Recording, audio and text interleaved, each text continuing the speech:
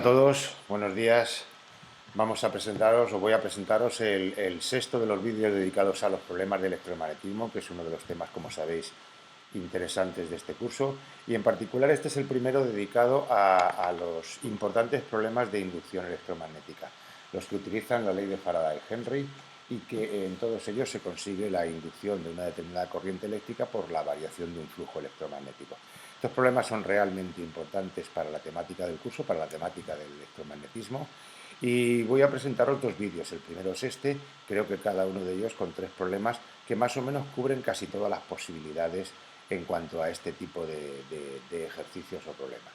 Bueno, sin más, voy a presentaros los problemas que vamos a hacer creo que son problemas de la guía que vamos a hacer en esta primera entrega. Bueno, vamos a ver. En primer lugar, haremos el más típico de todos ellos, que consiste en lo siguiente. Veramos. Bueno, en esta zona del espacio, en esta zona de este dibujo, existe un campo externo saliente como os estoy indicando aquí. Aunque no haya puesto los famosos puntitos, hay un campo externo saliente. Es decir, que tenemos un campo externo que sale fuera del plano de esta hipotética espira y, por tanto, este es el campo magnético que tenemos en este problema. En este problema lo que tenemos es un conductor en forma de U, como podéis ver, y sobre ese conductor otro conductor, pero con la capacidad de poderse mover hacia la izquierda o hacia la derecha, y por tanto con una determinada velocidad, que el problema informa de esa velocidad, y que por tanto, si os fijáis, está constituyendo junto con el conductor en U una espira. ¿Veis? Por aquí se está produciendo una espira. Lo que pasa es que en esa espira, ¿qué está cambiando? Pues evidentemente lo que está cambiando es la superficie abierta de la espira expuesta al campo magnético. Por tanto, si recordáis por la teoría explicada en clase, estamos hablando de que tenemos un campo magnético, una espira, es decir, una superficie, y está variando la superficie de esa espira, por tanto estará variando el flujo electromagnético.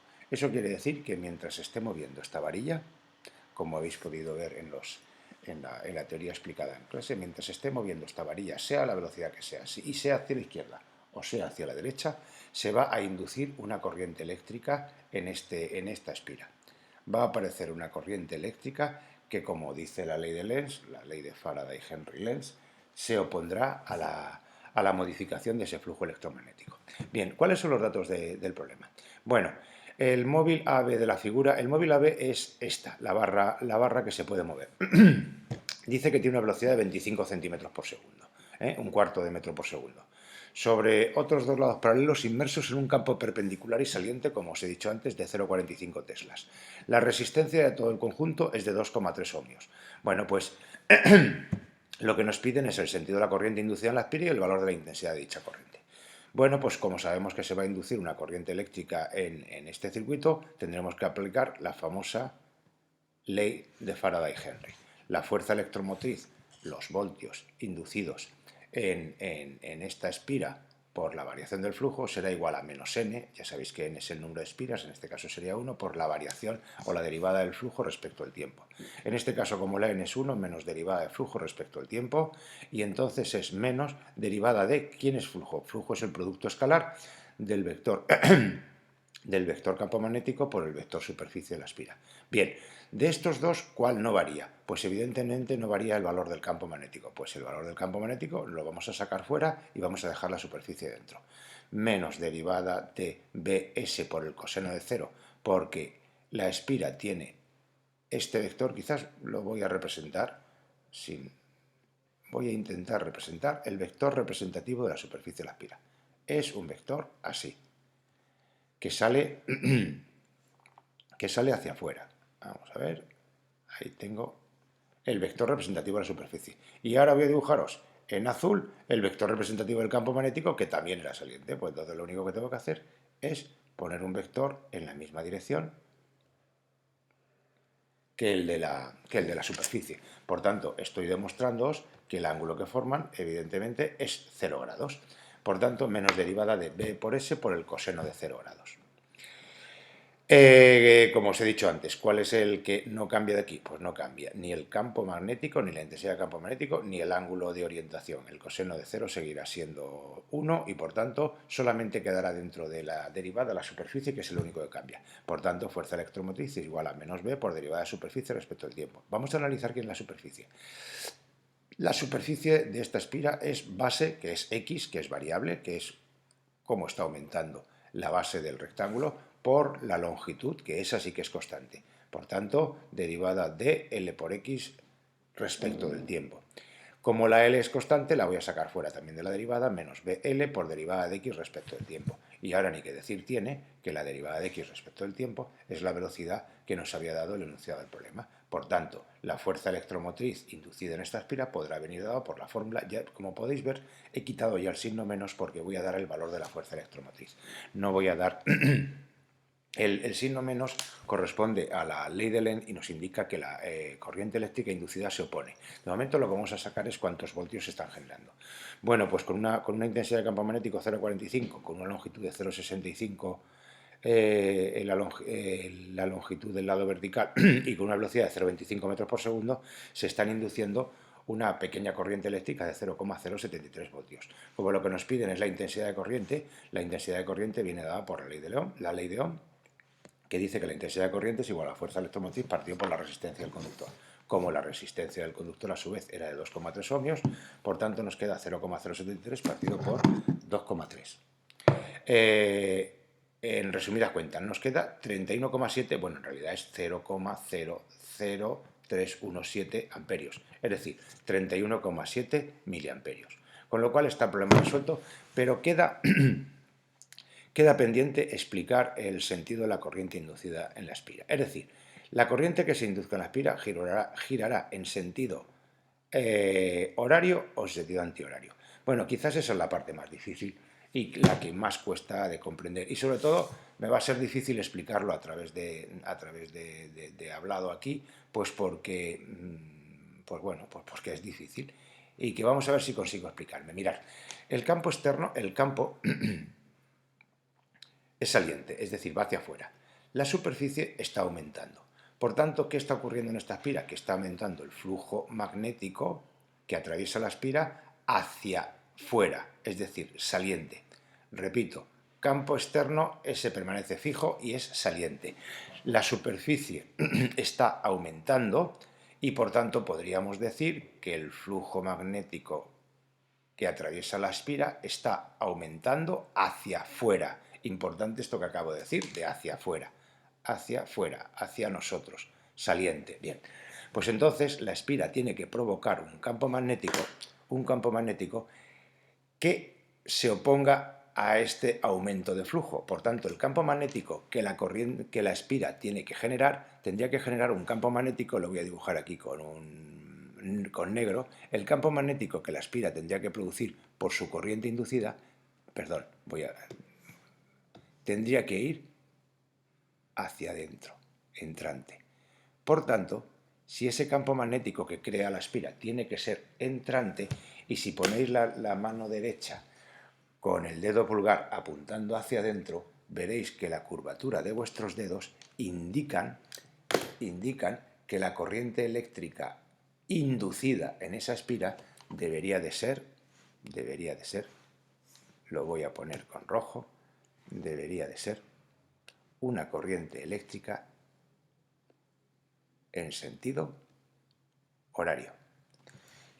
Insisto en poner el dedo pulgar hacia adentro, como indica ese vector negro que tengo ahí puesto. La curvatura de mis dedos indica que la corriente eléctrica inducida en la espira, para oponerse al aumento de flujo, tendría que ser en el sentido horario. Por tanto, deberíamos de decir que la corriente eléctrica inducida, voy a escribirlo aquí, la corriente, no puedo escribirlo hasta que no desactive eso, la corriente eléctrica inducida en la espira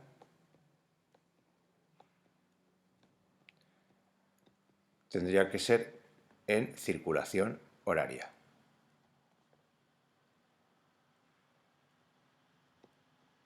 Es decir, por así decirlo, de izquierda a derecha. Bueno, pues Esta parte, que creo que era la parte más difícil porque los cálculos son muy sencillos, espero que lo hayáis entendido. Vamos a avanzar ahora con el problema siguiente. El problema siguiente también es sencillo. Todos son sencillos porque se basan en la misma fórmula, que es la ley de Faraday-Henry, ¿no? Bueno, vamos a ver. Este problema dice lo siguiente. En una región del espacio existe un campo magnético uniforme cuyo módulo, es decir, el valor, varía con el tiempo de acuerdo a la fórmula B igual a B sub 0 por 1 menos T partido por T sub 0, donde B sub 0 es 1,5 teslas y T sub 0 es 1,1 segundos. Es decir, tanto B sub 0, que es 1,5, como T sub 0, que aparece aquí, es 1,1. En dicha región hay una espira circular, que es la que tengo dibujada aquí, de radio 0,15 metros. El campo es perpendicular, por tanto, al ser perpendicular el campo, es paralelo al vector superficie e inicialmente dirigida hacia el centro del papel. Bueno, muy bien. Calcular el flujo. En primer lugar nos piden el flujo a través de la espira. En segundo lugar, el valor de la fuerza electromotriz, así como de su intensidad y sentido de circulación. Resistencia 0,05 ohmios. Bueno, pues vamos a empezar. En primer lugar, propondré aquí la fórmula que nos han dicho con la que varía el campo magnético. El campo magnético varía de acuerdo a la fórmula B igual a B sub 0 menos B sub 0 partido por T sub 0 T. Es decir, 1,5, que es el valor de B sub 0, menos 1,5 partido por 1,1 T. Es decir, B es igual a simplemente esta sencilla expresión, 1,5 menos 1,36 T. Como podéis ver, el campo magnético está disminuyendo, porque a medida que pasa el tiempo, como este factor es negativo, el campo magnético, el valor del campo magnético disminuye, está disminuyendo en esta dirección. Recordad esto, que es para explicar la última parte. Bueno, pues el flujo será, aquí me falta un pequeño símbolo de vector. El campo magnético será el producto escalar del vector, perdón, el campo no, el flujo. El flujo magnético es el producto escalar del campo magnético por la superficie. Campo magnético, superficie, coseno de 0. Como el coseno de 0 es 1, campo magnético por superficie. 1,5 menos 1,36 T, y como la espira es circular, pi r cuadrado, pi por 0,15 al cuadrado. Haciendo operacioncitas, creo que nos queda que el flujo es 0,106 menos 0,096 T Weber. Como podéis ver, el flujo está variando con el tiempo. Ahora lo único que tenemos que hacer es aplicar la ley de Faraday-Henry.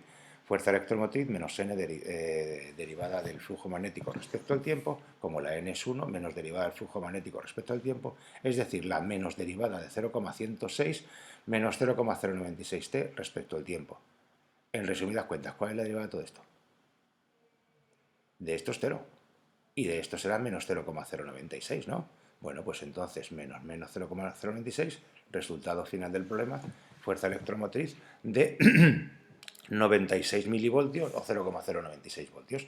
Calculamos por ley de Ohm la intensidad, fuerza electromotriz partido por resistencia, por tanto 0,096 partido por resistencia 0,05 ohmios, se está produciendo una corriente de 1,92 amperios, una corriente inducida.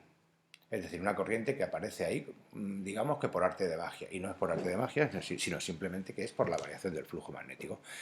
Quizás, como antes, lo más difícil va a ser cómo varía el sentido de circulación. ¿En qué sentido circula? Si circula en un sentido horario o en un sentido antihorario. Bueno, pues voy a intentar explicarme a través de aquí. Mirad, el campo magnético va hacia adentro, ¿no? Pero estaba disminuyendo.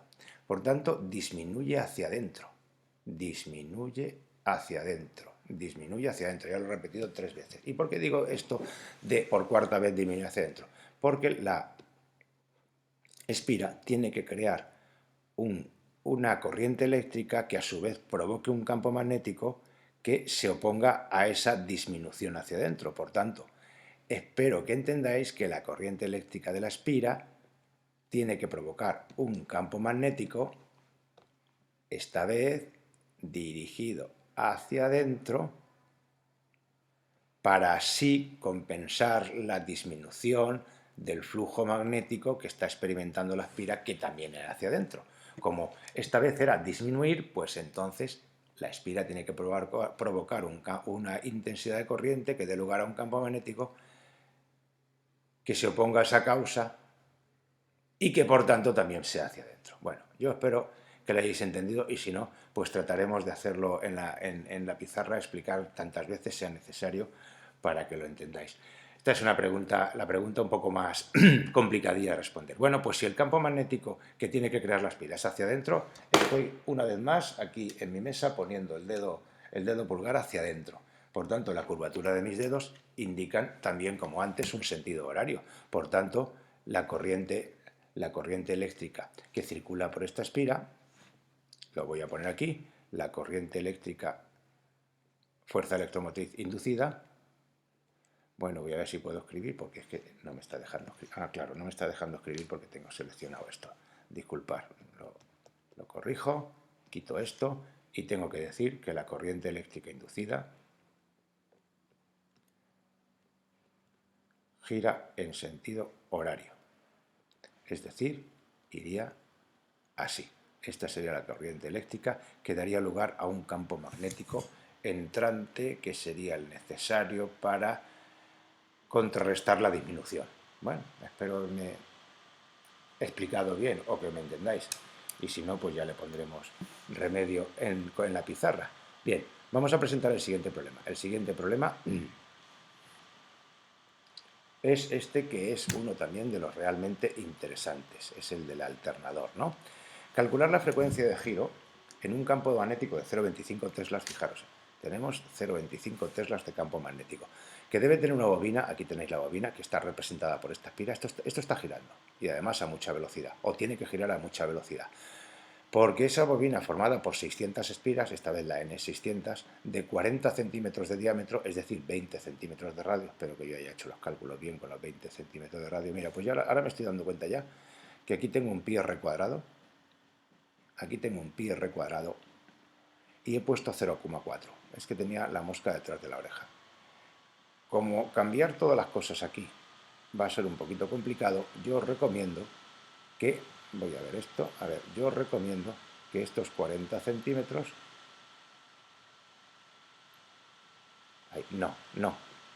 os recomiendo que donde pone 40 centímetros de diámetro quitemos la palabra diámetro y pongamos la palabra radio, así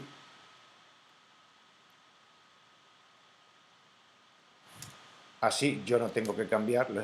Estaba viendo, al decir diámetro, digo, ya verás tú cómo he metido la pata, y he puesto como los 40 centímetros como radio, porque no me fijé a la hora de hacer el cálculo. Efectivamente ha pasado eso. Bueno, pues ahora, para no cambiar los cálculos, que son estos, me es más fácil que todos cambiemos los 40 centímetros de diámetro por 40 centímetros de radio. Dice que para generar una fuerza electromotriz, nada más y nada menos que de 10.000 voltios. Una cosa antes de empezar, velocidad angular es igual al ángulo recorrido partido por el tiempo. Es decir, el ángulo recorrido despejado aquí sería la velocidad angular por el tiempo. Vale, eso antes de empezar. Bien, pues entonces ahora sí que voy a empezar el problema, porque el problema es bastante sencillo, pero claro, requiere ser explicado, ¿no? Veréis. Ley de Faraday-Henry junto con Lenz. Fuerza electromotriz menos n por la derivada del flujo respecto al tiempo, menos n por derivada de producto escalar b por s. Aquí me faltan los vectorcitos, los voy a colocar, ya que vector aquí, y por lo tanto menos n por la derivada de b por s por el coseno del ángulo respecto del tiempo. Bueno, analicemos qué es lo que cambia en este caso. ¿Cambia el campo magnético? No, el campo magnético sigue siendo 0,25 tesla. ¿Cambia la superficie de la espira? No, la superficie de la espira no cambia. ¿Qué es lo que cambia? Está cambiando el ángulo. Por tanto, tanto b como s van fuera.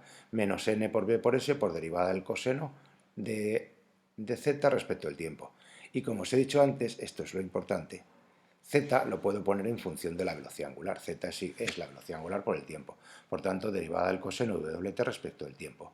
Bueno, pues ya lo tenemos el problema totalmente controlado. ¿Cuál es la derivada del coseno de wt respecto del tiempo? La derivada del coseno de wt respecto del tiempo es un menos que nos va a permitir, sí, un menos, que lo tengo aquí puesto, w por el seno wt. Aquí ya lo tengo derivado. Este menos me viene muy bien para que este menos se convierta en más y no tenga problemas de quitar signos después, y nos quedaría nbs w seno de wt. Como podéis ver, esta sería la expresión definitiva que nos proporcionaría en todo momento la fuerza electromotriz inducida. Pero como veis, depende del seno, y a su vez entonces depende del tiempo. Eso significa que la fuerza electromotriz la fuerza electromotriz o la corriente que se está induciendo en todo momento es variable y encima algunas veces toma valores positivos cuando el seno sea positivo y otra vez otros valores negativos. Es decir, una vez gira en un sentido, otra vez gira en otro, en un sentido, en otro. Eso es lo que llamaremos corriente alterna. Esto, que es un alternador, precisamente lo que provoca es una corriente alterna, que continuamente está cambiando de sentido, de un lado para otro. Bueno, bien, no podemos hacer este cálculo a no ser que nos digan un tiempo, pero sí que nos dicen, fijaros bien lo que pone aquí, fuerza electromotriz máxima. La fuerza electromotriz máxima se va a producir justamente cuando el seno de v de t obviamente sea 1. Por tanto, la fórmula final del problema para nosotros es que la fuerza electromotriz máxima inducida en la esfera es N por B por S por W. Por tanto, la W, que al fin y al cabo es lo que me piden calcular la frecuencia de giro, es decir, la velocidad angular. Bueno, la velocidad angular será fuerza electromotriz máxima partido por NBS. Como la fuerza electromotriz máxima son nada más y nada menos que 10.000 voltios, pero claro, esta vez tenemos una bobina formada por 600 espiras.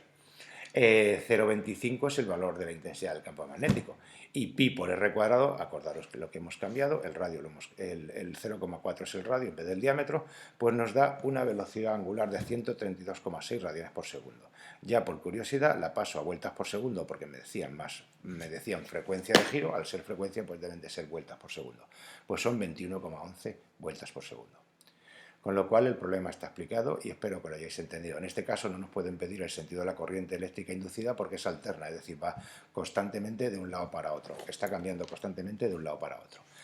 Bien, espero que estos 3 primeros problemas os sean realmente útiles, son los primeros de electromagnetismo en la parte de corriente eléctrica inducida, es decir, de inducción electromagnética.